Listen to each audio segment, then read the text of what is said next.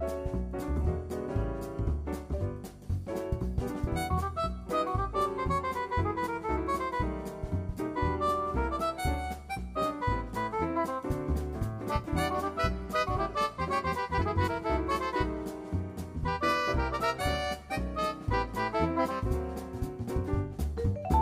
everybody, and welcome to the podcast that refuses to be labeled. Alright, this week we got a couple sideshows to start off. Glitch has an amusing story, apparently, but before we get to that, so I'm sure it'll be over by the time you guys are actually listening to this episode, but GOG was running a weird sale where you can pay $3 and they'll give you like a random game of greater than $3 of value. Possibly up to like $40 of value. And the gimmick is you get it inside a pinata that you actually need to click on to break. So Chris did this while we were getting set up. And Chris, tell everybody what game you got. I got Bombshell by 3D Realms, the top-down shooter based on the Duke Nukem character lady. You really scored there, Chris. Way to go. He got the bootleg version of Duke Nukem made by the people who made Duke Nukem. I remember him just like falling in love with how terrible that game was, but it was the sort of thing where like, it was like the redhead girl. It was like, he could never actually get too close to it or else it would fall apart around his ears. And now we get to watch that happen. Anyway, I bought a game. There's a pinata is dangling in front of me, in front of their like sort of twee, Double Fine styled Mayan ruins. And I'm about to bust it open, and whatever's in here, next time I'm on the diecast, I'll talk about it. Like, I'll have played some of it, and I'll be ready to discuss it. Oh, man, I want to take part in this, too. Yeah, I'm gonna do it, too. I'll fucking do this. Alright, you guys get it. We're gonna do it live. Alright, you guys get set up. I'm about to hit the pinata. Alright, here we go. I'm totally gonna go do it. I got Cossacks 3. Oh, that's not bad. Is that good or bad? Cossacks is you'll the have to see a doctor and find out. Age of Empires-esque strategy game that they were doing in like the mid-2000s. About Cossacks. Cossacks 3 is a rare combination of war, economy, army developing, building, and upgrading. Yeah, that is a rare combination. All those things together. I've never seen a video game that had all At those. the time, it was unusual. Oh, it's one of these games. Continues, that couldn't be found in any game for the last 15 years. Well. This looks like Age of Empires meets Total War. Yeah, I like those games, so. This deep RTS gameplay will return old fans in the golden age of the genre, old fans, and give newcomers a unique experience. I'm guessing that this copy was not written by, like, a first language English speaker, but that's fine. I think it was developed by, like, an Eastern European studio. That's awesome. I love playing games that are developed by, like, not, like, Silicon Valley studios. Especially when they're about, like, the history of a country I know almost nothing about. Like, that's really cool. That's one of the reasons I enjoy Fire and Sword, despite it being an objectively janky game. I mean, all Mountain Blade is objectively janky. Janky? Yeah, well, except Bannerlord. Ganky Bannerlord girl. is a perfect game developed by angels. Yep. Right up until it comes out, and then you get to be disappointed. Fortunately, that will never happen. I'm looking at screenshots of Cossacks 3, and the screenshots look really cool, and I'm actually kind of wanting to play it. But then I look at the box art for Cossacks 3, and the guy has such bad hair that I never want to play this game. That's an authentic Cossack hairstyle. Excuse me. Oh, this game was a $20 value, so in theory, I saved $17. But it's also currently on sale for $9.99, so, you know, who knows. Oh yeah, this was the one that came out like very recently. This is actually I have my pinata ready to go. Yeah, Alex. All right, let's get more to you. Pinatas, hit that shit. more pinatas. Here I go. It's not working. Oh, there we go. I got Killing Time. What the fuck is Killing Time? Killing Time. It looks like it's like our box art drawn by the guy who did the Iron Maiden things. Oh shit, it's like Hexen. This is like, this is a mid-90s RPG shooter thing. Oh man, you hit the fucking jackpot. This is a blood ripoff. Oh my god. Oh shit. A sophisticated amazing. shooter laced with gallows humor. Killing This time is is a no shallow grave. rip-off. Oh my god. Oh yes, it's made by the 3DO company. Oh Yes. yes. Was this their attempt to do a hexen? I'm Google image searching this, and there's a lot of FMV cutscene looking stuff coming up. Just FYI. Yes. Oh, I'm Alex, so I'm actually excited. jealous. I'm actually jealous. This sounds amazing. There's like a clown, and then there's like a ghost. Here's a picture of like a flapper with a cigar holder or a cigarette holder. This game looks bananas. This actually looks like pushing up Roses would cover if she covered more first-person shooters. Oh man, Alex, I think you hit the jackpot. I'm just staring in amazement. Now Josh gets to be disappointed. You can't possibly beat Alex. All right, let's see here. Oh, wait, Hit I'm the gonna pinata. predict straight up. I'm gonna predict straight up. Josh gets the worst game, like the least appealing game. Holy potatoes! A weapon shop. What the fuck is this? I thought Was that that was an just an exclamation. That's Oh, that's God. really what it's called. It's actually called Holy Potatoes, a weapon shop. This is some sort of like clicker assembly line builder about potatoes making weapons. What the fuck is this? Holy shit, Josh! Wow. You didn't even mention that the title ends in an interrobang. Yeah. Holy potatoes! Can a we- weapon shop is a wacky simulation game where you manage your very own weapon shop and expand its business across an incredible potato world. Can God just run this sale every day so that we could do this every single week? And I just would come back love and to. talk about the dumb shit we played? Ooh, look, there's a Razer exclusive item that looks like a fidget spinner. What? So this game is very modern. It's from 2015. Did they have fidget spinners back Wait, in the what? ye old days? This game is allegedly a $15 value, although it also has 3 stars out of Allegedly. 5. That's The pretty good. first review's headline is "Death by 1,000 Cuts." Wow.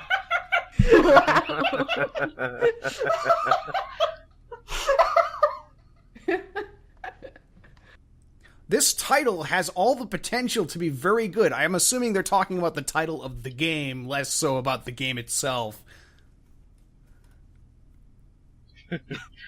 Maybe edit out the interrobang and the words and the title. Alright, Chris. Glitch, are you doing this, or? No, I can't tell if I'm winning the game by not participating or losing. Oh, But, you're definitely yeah, losing. absolutely. oh, definitely both, huh? Which is it? Mm-hmm. Simultaneously. Yeah, Alright. I'm both lazy and also don't have a GOG account. Or maybe So- I do. I don't even remember. Is our assignment to play these games and talk about them in next podcast? That Yes. is our Yes. assignment. Yes, absolutely. I Wait, can't I wait have to to hear play about Man. Alex's game in particular. Oh crap! You and me, Yeah. Campster, we got some real fucking short sticks here. At the very least, how about this? We'll add what we'll call the bombshell clause, which is that you only have to play until you're physically nauseated. I'll see how far I can get. All right.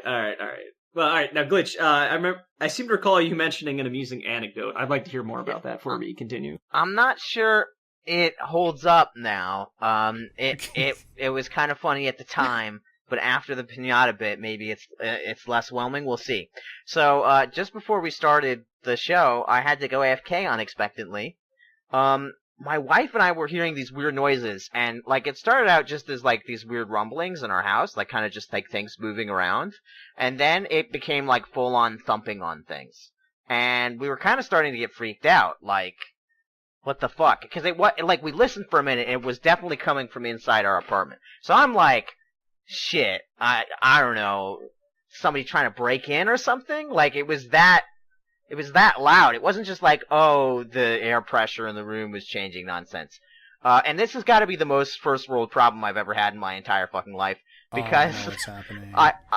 I barely, like, stealthily and creepily opened the door to peek out to see what was going on with my wife, like, cowering behind me. The fucking Roomba went off. The Roomba's schedule got set while I was on vacation somehow, and the Roomba was just wandering around, knocking against things, knocking things over. We were surprised. It was not as spooky as you'd expect. Novel. It's literally the most tame thing it could have possibly been, and that's why it's the most first world problem I'll ever have, because, like, it's like the next. I got it's gonna be scared the by next my episode robot. of Black Mirror. Yeah, exactly. Like, it's that's like the concept. It's like, yeah, like you your know, Roomba was all those convenient. But what happens when your Roomba decides to be annoying? Yeah, it's a full 45 minutes of my Roomba being, like, a little frustrating, and us not being able to turn off the fucking auto timer thing that it has, which we can't figure out. All right. Yep, and that's the story. I think that was worth our time. But if I'm not here next time, it was the Roomba. I mean, he has a name. You could at least use that. Yeah, we did name him. It's Cornelius. Oh, and I guess this is a time to shout out Josh and Jarenth for buying us a Roomba for our wedding. That ended up spooking us several years later. A year and a half later. Several years later? It's been like a month and a half since your anniversary. I just got off my vacation. Time is still a strange concept to me. I went from 2 weeks of not having to remember anything to work, I guess. I gotta get up. What day is it? Moving briskly onwards. Alex, you had a game which you mentioned that you want to talk about today, and it intrigued me because I'd never heard of it before, and also it sounded amazing.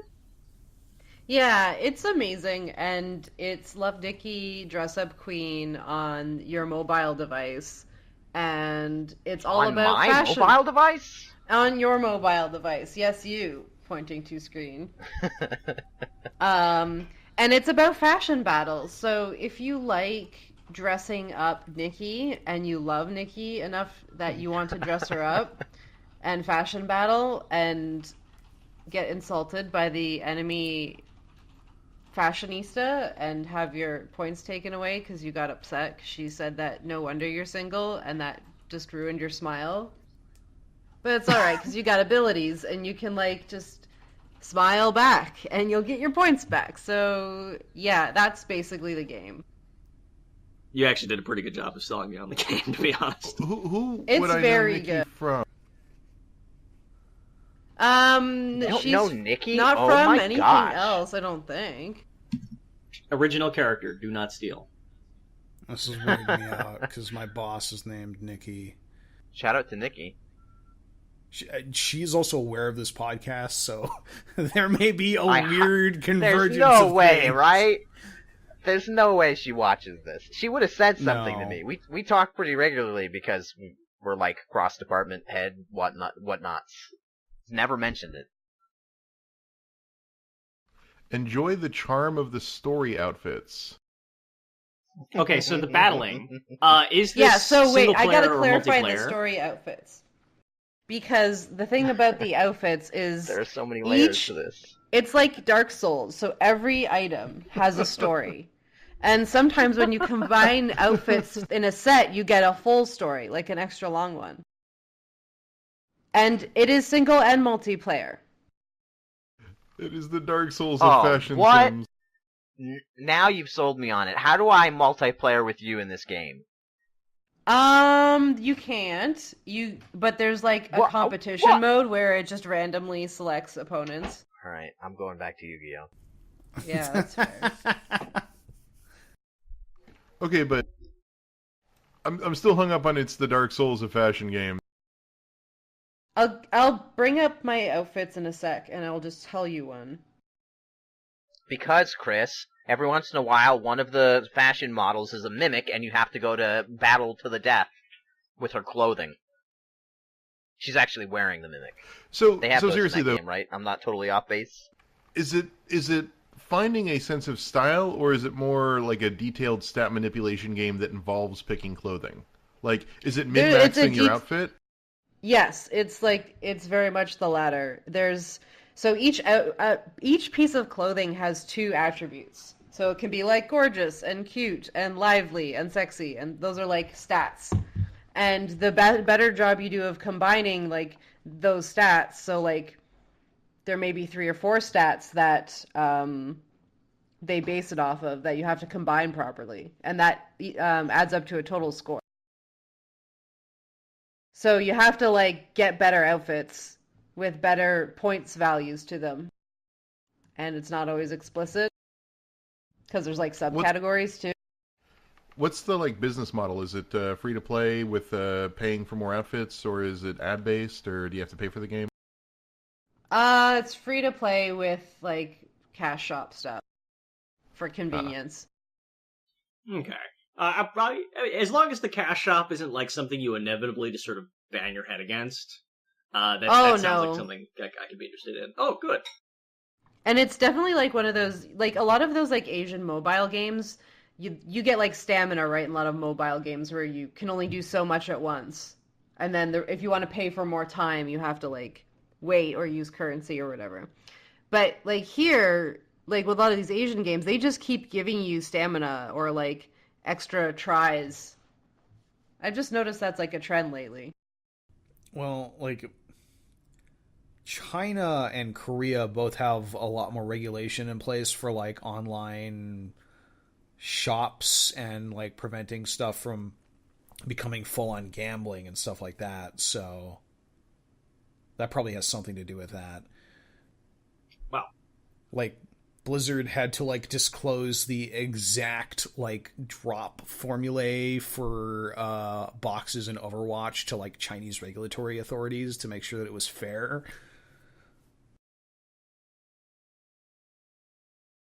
I just want to be the prettiest belle at the ball. You can. That's all. You already are, Chris. Aw, that's so sweet. It's so sweet. Did I say that with like a Mario Italian accent? That's horrible. A little bit. That's what I heard. Speaking of horrible Italian accents, why don't you tell us about the video games you've been playing, Chris?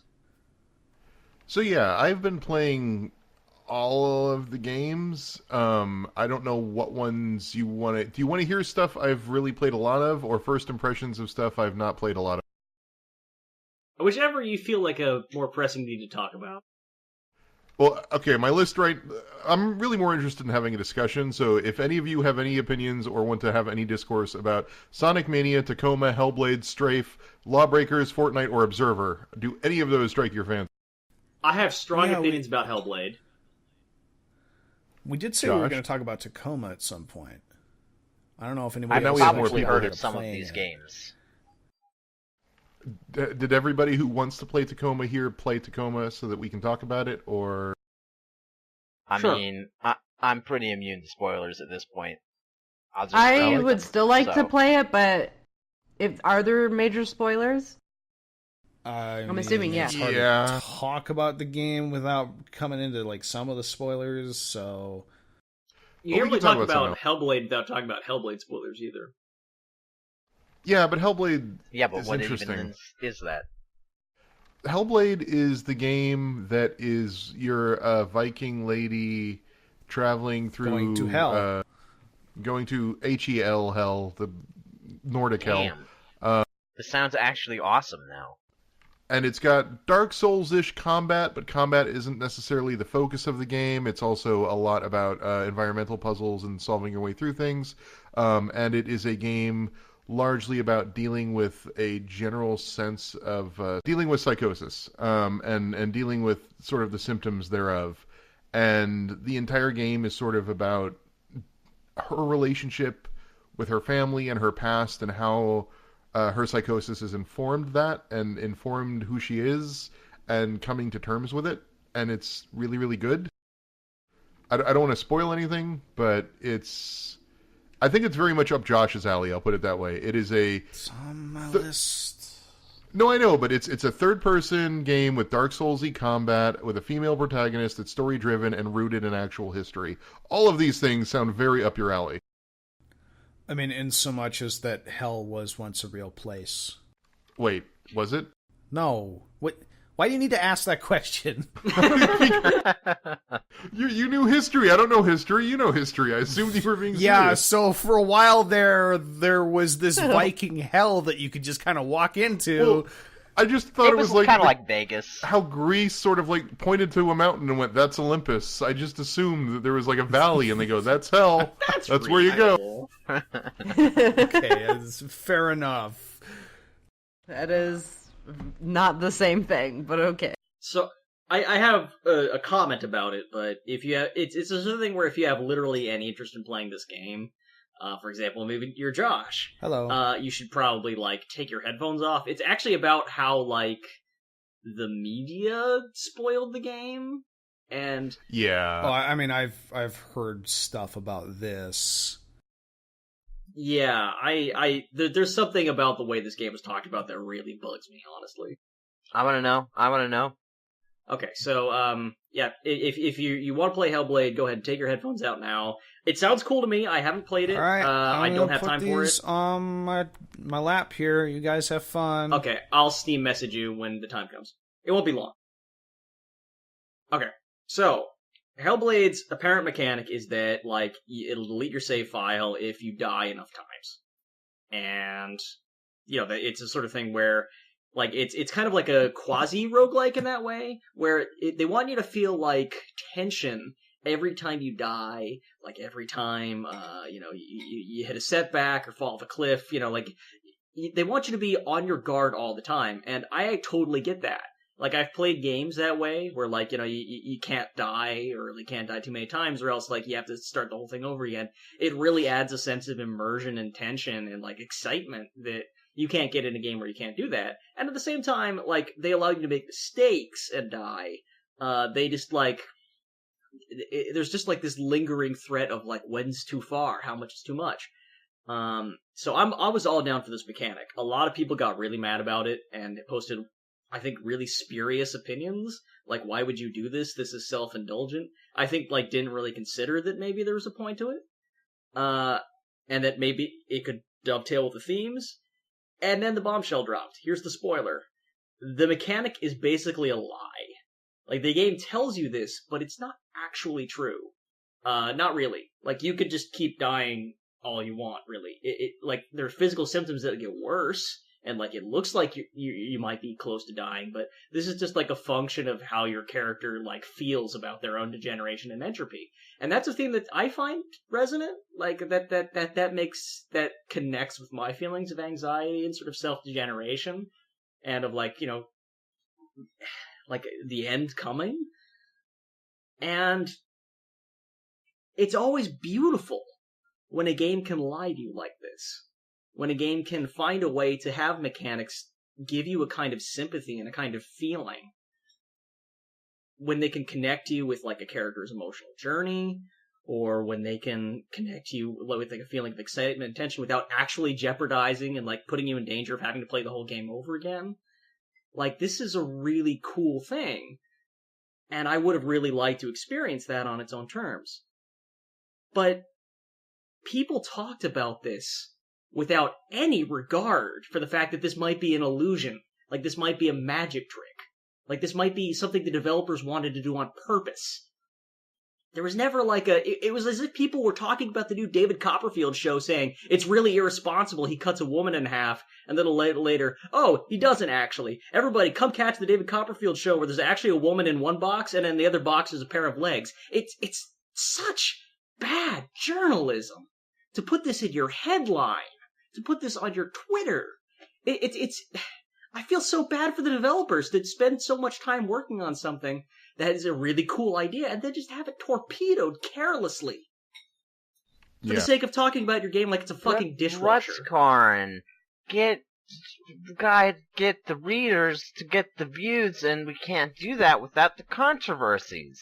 It's not even that per se. The whole thing exploded over the course of about 6 hours. It wasn't an attempt to build a controversy. It was a series of poor, angry people on every side of the issue, pretty much. Because the game came out, and then basically the game tells players, if you die too much, we're going to delete your effing save. So don't die, because if you die too much, that's it, your progress is gone. And certain people, who will remain nameless, freaked the F out and decided, how do you do this? How do you make a game where I can lose my progress? That's completely unacceptable. That's completely insane. I don't want to lose my progress. How can you ask me to put in 8 hours of my time and then 4 hours into it just reset the entire thing? Completely unaware of the fact that this is a tradition games have had going back to the games of like Mario and Sonic. The concept of lives is not a new concept. But placing that aside, in order to counter that, people then went and tried to find out, okay, well, what is the number of deaths you can get before the thing resets? And the number of deaths, they went up to like 50 or 60, and it never actually reset anything. And they basically posted a headline hours after the controversy broke. Yeah, it's a bluff. You can't die, so it's all stupid. There is no reason to get angry. It's not a real mechanic. And Rutskarn's absolutely right. The whole point of the thing is not whether it does or doesn't. The whole point of lying to the audience is to get them in that headspace. Like, if you play the game, almost all the environmental puzzles, almost all of the game really, is looking to put things in the right perspective. Senua is a character dealing with her visions of things that aren't necessarily really there. Her sense of self being eroded, and she's pushing back against that constantly. And this fear that she's going to lose herself in some capacity is one of the things that drives her, and that mechanic was there to give you that sense. And in laying bare so plainly the way that they did that trick, it really does sort of undercut the whole thing if you know that secret. And that's such a fucking brilliant mechanic. Like that, I haven't played it, I don't know how it's implemented, but that sounds like that makes so much sense to me. That connects so well. How it's implemented, and I know we got to get Josh back in here and move on pretty soon, but basically how it's implemented, there's a really nice, really slow intro that lasts 25 to 30 minutes before you see any combat or any real environmental puzzles that just sets the tone and sets Senua's character up and sets up her backstory. And once you sort of reach the point where there is combat and there are puzzles, a curse befalls her arm, and as you die, the curse slowly begins spreading. And the game basically says if the curse reaches your head, it will consume her and you will die. And basically, as you play the game and die, that curse slowly spreads up your arm and towards your head. And so that's sort of your indicator. But if you die often enough, it reaches a point where it doesn't grow anymore. So, yeah, not to spoil it further, but that's sort of how the structure of it works. What I'm wondering is, do you think that it could have had the same effect, but with less controversy, if they had made it more subtle? Something that, like, could get the player questioning, like, wow, this is going up her arm fast, and it's implied that something bad will happen. What happens if that happens? To get that in the back of your head, like, oh shit, I might actually lose my character without ever outright saying it? Or would that just cheapen the effect? No, because the whole reason they do that, this is a game that has a fairly deep combat system of parries and counters and heavy attacks and low attacks. And if you've played Dark Souls, you can kind of infer a lot of this stuff. But if you've not played it, it doesn't hold any hands. There is no tutorial. The only on-screen tutorial you get is if you die enough times, you will lose your save. And that is a lie, but it's the only tutorial you get. And that's an interesting concept. I mean, I could see why people would feel like this was a waste of time, but I still feel like something about this really rubs me the wrong way. Well, the controversy was a terrible non-controversy that totally ruined the game's clever trick, and that sucks. I'm kind of in the middle, though. I think that they could have done it better. I mean, I've never played it, so I'm a little ignorant here, and maybe I'm wrong. But I don't know. It almost sounds like it's not surprising to me that this was a controversy or that people were upset about this, because they literally said it and then it was a lie. And I think it's interesting, the idea of being able to lie to your audience to some degree. Movies do it all the time and we forgive them for it. But at the same time, I don't know. I think it could have been done more subtly. Maybe it would cheapen it. I'd have to play it. It's I a guess good I'll just have to marketing play it. strategy. Because I didn't know about this game till, like, I got the articles about the controversy. So I hope it's a good marketing strategy. at least people will maybe buy it still. Yeah, I will say, even knowing the secret, if you've listened to this whole thing, it is still a good game. The game is not reliant on that trick. It's not like that's the one gimmick up its sleeve and everything else is just crap. It is a good game, even if you know going into it this whole mechanic. It does some really, really interesting things with character building. It tries to tell its narrative in ways other games simply aren't doing right now. Nothing it does is necessarily fully original, but I've never seen this combination of tricks used in this way. So I would highly recommend it. All right, let's summon Josh back in. I think we've exiled him long enough. You know, I just realized something. So yeah. What? What'd you realize? You have to fucking edit this anyway. What the fuck am I doing? I guess that's kind of made my weekend up for me. I guess I got to play this game now. Oh boy, it's not that long. It's to compensate for the mechanic, they made it pretty short. It's not that long, and it is very worth it. Okay, cool. So, I've been playing some interesting games lately. Actual real games, not just Yu-Gi-Oh! The card game on mobile devices for nostalgia. I have been playing 2 games, not Windward, that game came out ages ago. Worlds Adrift and The Signal from Tolva. I think I'm saying that correctly. Worlds Adrift is this really cool, I think it's still in early access, like skyship building game where you build a skyship, like think of a dirigible but minus the balloon, with sails and engines and wings and cannons, and it's kind of open world, and it's kind of sort of figure out your own goals. There is a sort of a little bit of a progression system, but it's mostly just explore these like shattered sky islands and look for cool treasure and, you know, maybe learn about what happened a little bit. It's online, it's multiplayer, there is PvP, though like every person I've ever ran into is like, hi! And I was like, hi! And nobody's actually attacked me. It's really interesting, though. It's got some really fun grappling hook mechanics, which is like, I've never actually seen a game do grappling hooks in a way that's actually fun. It takes some getting used to, but it's kind of fun. And then the Signal from Tolva is this tiny little game. When I say it's a tiny little game, it's like $10 on Steam right now.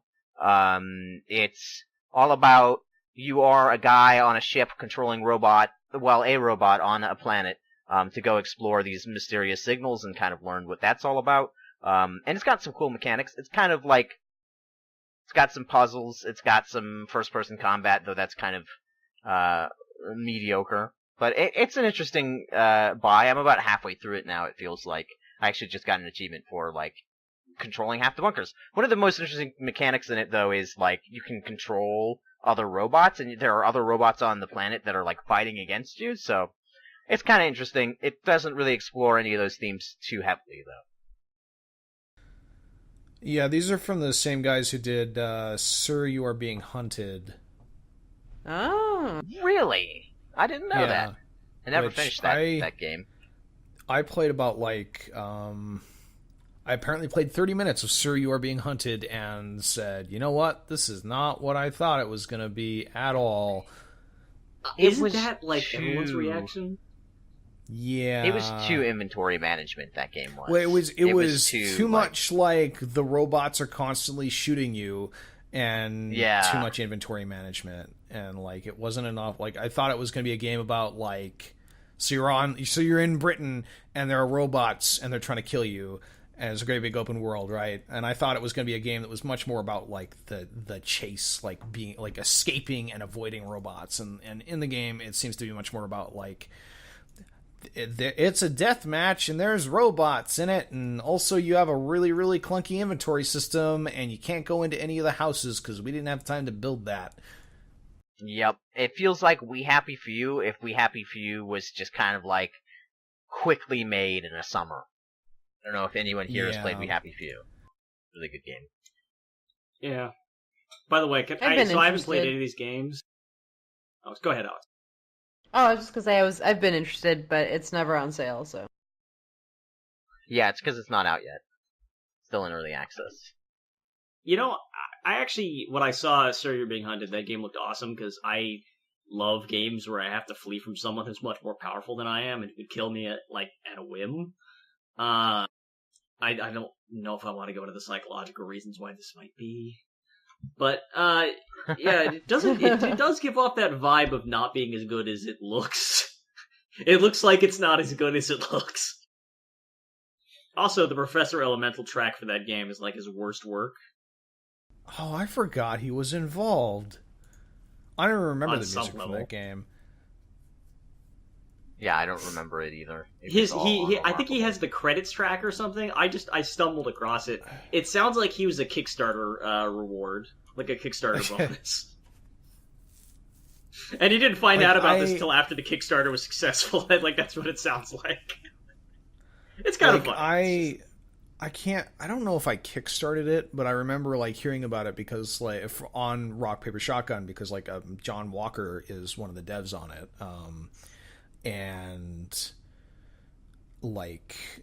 getting it and thinking that the concept sounded really cool and then realizing, well, I guess knowing about games doesn't necessarily mean that you know how to make games. All right. So, moving on, I have a topic for discussion this week, if you guys are ready to... Are we going to talk about the signal from Tolva at all? Oh, I'm sorry, that's right. Glitch, has anyone else played it? From Tolva? I have not. I saw a MacLeod's video that made me think it sounded pretty good. I literally picked it up yesterday. I would say, and Adam pointed this out to me, Rutskarn pointed this out to me before we started the stream. Apparently it has mixed reviews, and I can kind of, in recent reviews, I can kind of shed some light on that. I think it's got a lot of interesting ideas, but it feels like a game that's it's finished, but maybe could have used a lot more content. It's a first-person shooter RPG, kind of, so you get these different weapons that you can use, and then as you level up, which you do by scanning those things I mentioned earlier, you get unlocks like new guns and stuff. But there's only 3 types of guns, 4 if you count the robot controller, and they're all pretty underwhelming, and the first-person combat part of it is really the weakest part of the game, because it's just the same thing over and over again, and you get this AoE power-up, but that's pretty much garbage, and you don't use that in fights anyway, so it's not as complex as you'd expect it to be. And its strongest bits are Legends of Zelda-like mazes, but even that can get old in that that's kind of all it has. So I think it's a decent buy. It's something that you can entertain yourself with, but it's not going to blow your mind. It's not going to be any what was that game you got from the Pinata, Chris, that we're all looking forward to hearing? Bombshell. Yeah, that one, Bombshell. It's not like that at all.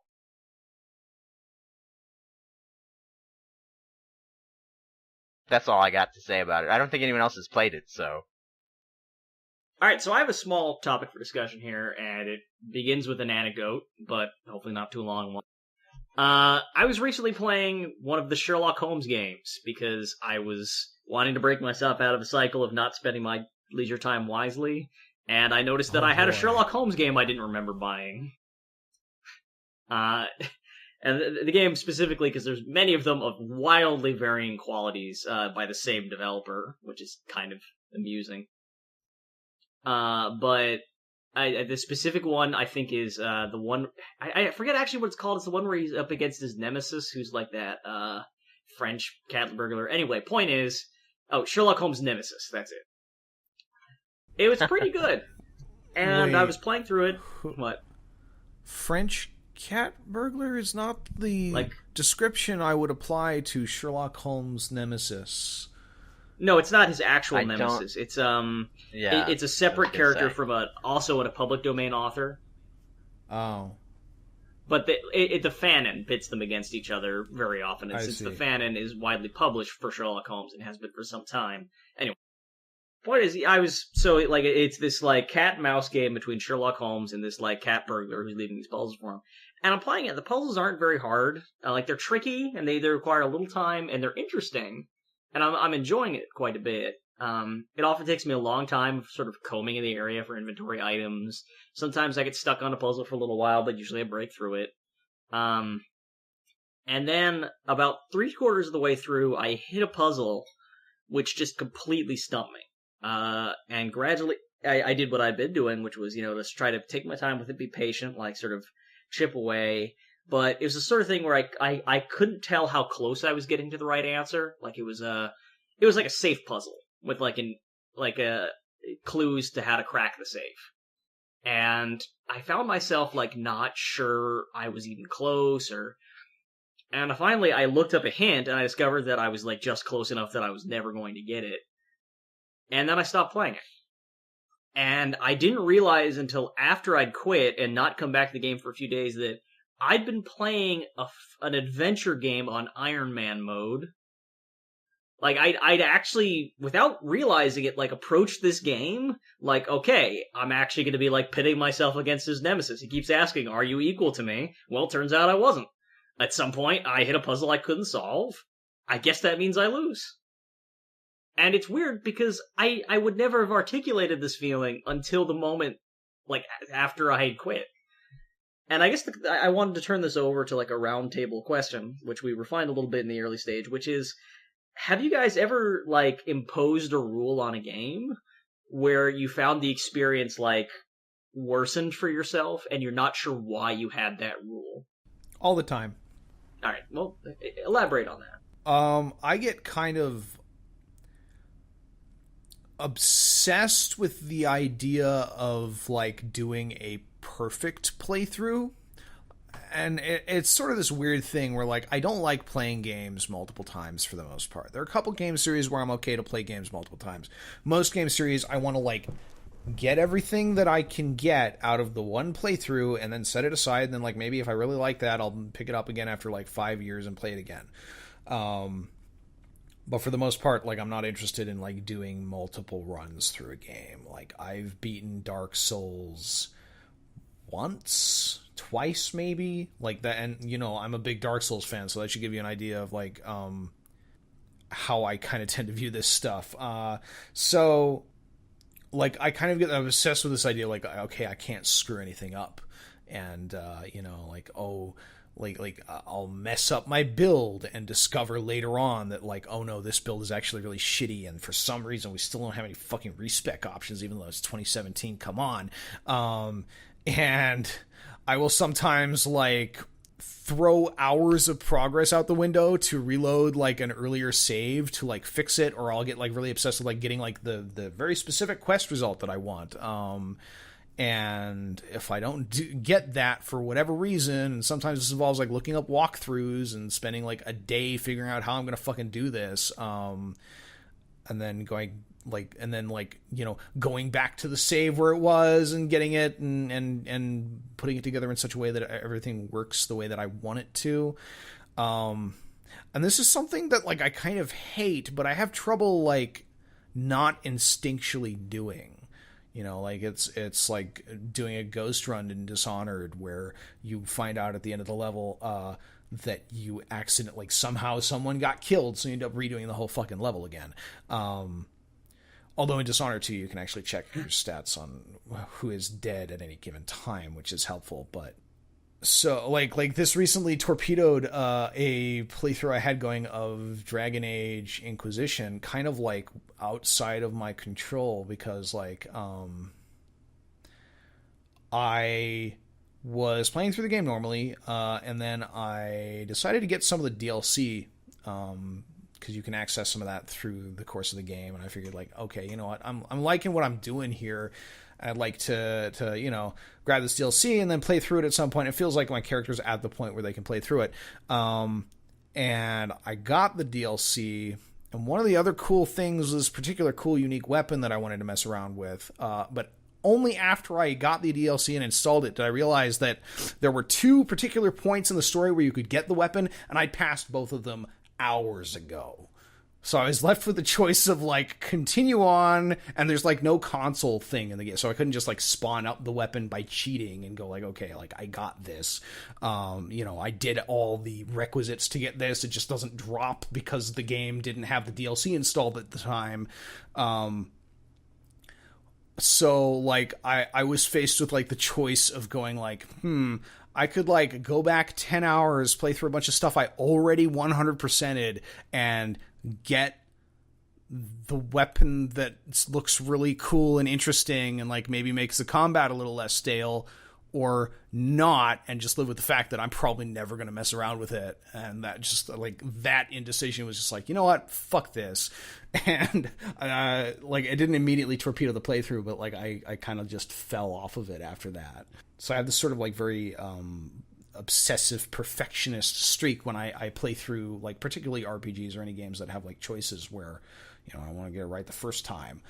Because I just don't have the time, or at least, mentally, I think I don't have the time to go back and do this multiple times through multiple playthroughs. But then I end up spending, like, a lot of extra time on a normal playthrough just because, like, I fucking go back and try to get everything right and while also not necessarily using walkthroughs that can potentially spoil stuff, unless I really have to. So something I've been trying to get away from, and I've been thinking about, like, trying to, like, do a Dishonored run where or Dishonored 2 run. I was thinking about doing this from a New Game Plus thing. I'm probably not going to do it right now because we're in the middle of doing that as a season, but I'm going to do one at one point, which is just, like, no reloading. Like, reloading, obviously, if you die, I'm not going to do an Iron Man, but, like, if you piss off a bunch of guards, like, you have to deal with that. No, like, fake, like, go back and not piss off the guards because now I know where they are. In your normal playthroughs, you reset as soon as you piss off a guard? Well, if I'm going for Ghost, and I usually play those games going for Ghost, so that's, like, a situation where, like, reset if I kill someone accidentally because, like, I want to do non-lethal, or as non-lethal as possible, or at least want to make sure that, like, if I'm killing someone, that's my decision. Or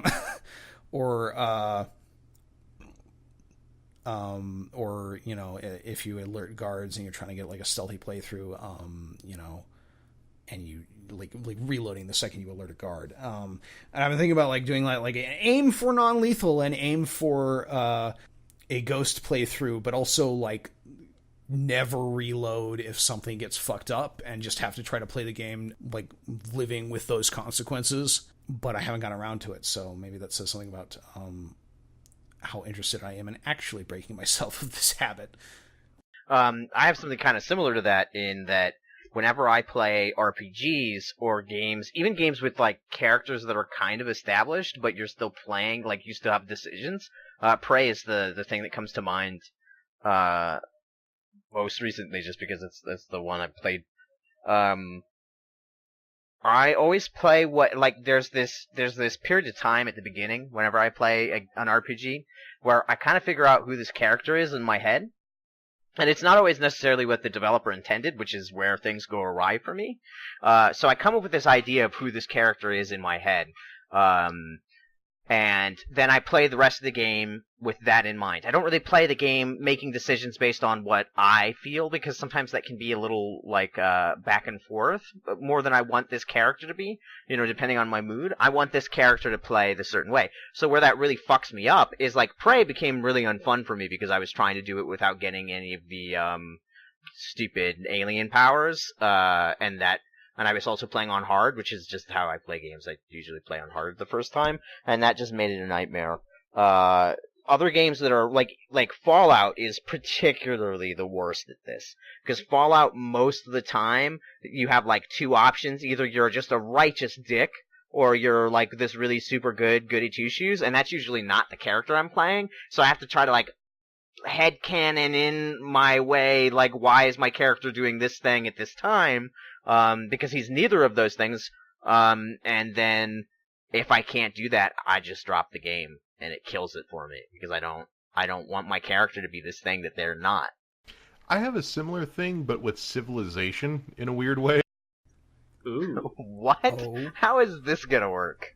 Well, no, Civilization is interesting because I mean, I've long held that there's a bit of a role-playing angle to Civilization that kind of gets oft ignored, and there are times where towards the end game you start realizing what options you really have available to win, and they are not necessarily always in agreement with the view you have had up until this point of the civilization you've been nurturing. And so, I like Civ 4, my favorite Civ was always Kublai Khan, because he was a combination of military and cultural stuff. And I always loved going for a cultural victory, but having the pocket military victory in my backhand if I needed to just say, look, it's 1900 and I don't have the cultural cash to do this. Let's just steamroll some dudes. But I have often found myself in a situation where the only viable path forward is science as Kublai Khan, and that is weird to sort of recognize that suddenly all these awesome tanks you've built and all of these wonderful works of art you've made mean dick because you are not in a position to win the game through these works of art or through these giant tanks. You need to invest in science and get your space station up to Andromeda as soon as you can. And that is a weird sensation to sort of completely change your view on what your civilization is even trying as a culture to achieve. So that kind of is one weird example of sort of self-inflicted rules via role-playing, where your interpretation of your character isn't really viable inside of the game space. The other one I run into is a similar thing, but also just I'm sick of dealing with this crap, which is, most recently I've been playing through Deus Ex, and Deus Ex is a great game, but it sort of throws away its stealth mechanics about 2/3 of the way through the game to be more shooty-based, and at a certain point, I got sick of trying to sneak around levels that you could spend 3 hours trying to sneak around this level, or you could spend 20 minutes just shooting dudes, and you have an inventory full of guns at that point, and it is really hard to not recognize that you were just torturing yourself by trying to sneak through and protect the lives of fake people, instead of just going sorry dude, your architect built this thing crappy and there's no other way to sneak around, and just blowing everyone up. That's my other thing I tend to get self-inflicted rules hurting my experience for, is lethal versus non-lethal, especially in older games where that was never really a consideration that was earnestly entertained. I think your Civilization example is rather interesting because that kind of weirdly mirrors a decision that a lot of nations had to make going into the industrial and modern era, of do we keep to our traditions that have served us well for hundreds, thousands of years, or do we adopt these radical new ideas that are really successful for other nations, apparently, and making them get very far ahead of us? See, and then this guy says hell is real, and you guys treat me like an idiot for thinking he might know what he's talking about.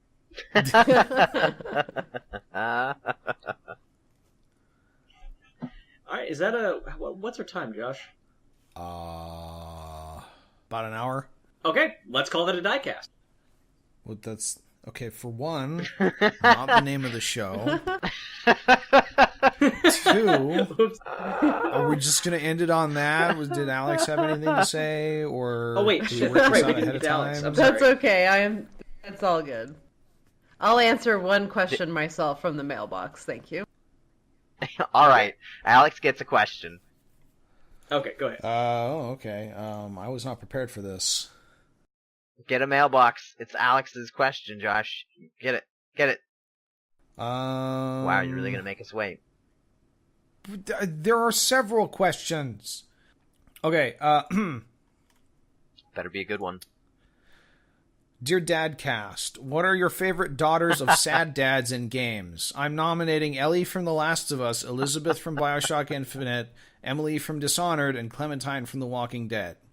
Love, Eve Jensen. Didn't they just name all of them, basically? Pretty much.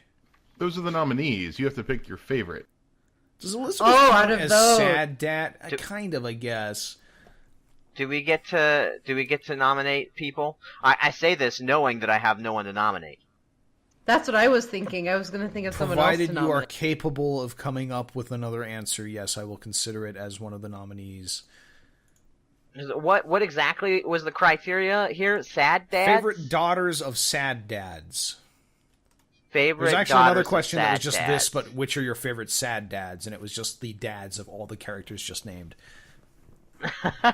And signed, loved Adam Jensen. Now, we can't So, decide if you any wanna of this. go with Alex is that- the one who has to decide, but I'm trying to think of Right. any other suggestions for sad dads. Yeah, I was thinking about that too. Like, well, Dracula in Castlevania. Does he have a daughter, though? He has many children of the night. Oh my Good god. save. Anyway, Do, I would don't pick you Clementine. have a... that's my Whoa, answer. whoa, wait. I haven't even gotten to do my nomination yet. Oh, okay. Don't you Sorry. have a daughter in Daddy Dating Simulator? Yeah, you do. Amanda. But he's you not a And sad are dad? you a sad dad?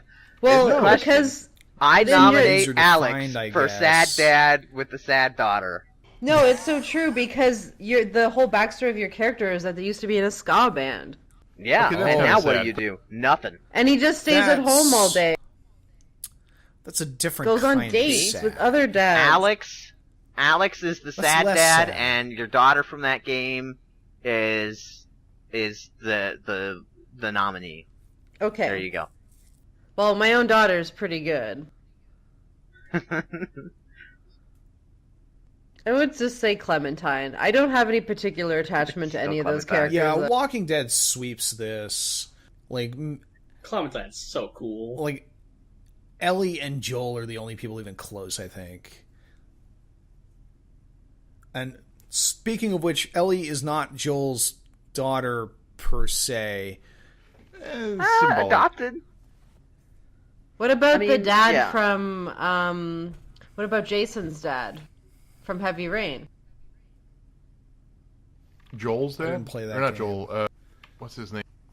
Sean. Jason? Sean. Sean's dad. Oh. Press X to Sean. Oh No, yeah. I know his name. I know his name. Joel. Joel? It's Sean. Wait, are No, you I making think fun? the name of the dad. Oh, is that why I said The Joel? dad from Ethan. Heavy Rain. God damn it! Oh my now I'm really God. confused. Are we just yelling Is out it like Joel or is vague it American Ethan? names now? Scott? Scott? Where are you? Phil, Ryan. Jim. John Boy. Alex. Chief MacLeod. Yeah. Robert. I mean, Riley? Alex could be Dan? his name. That was the joke. Oh my god. Jim Bob? We actually independently said Jim and Bob. Well, I was combining them, Josh. Thank you very much. Josh? Yeah, I guess I count technically. Let's end this fucking train wreck podcast right now. Last two episodes in the show notes, last two episodes, proper nouns. Like a discussion? No, just proper nouns. You know, you just called those episodes, right?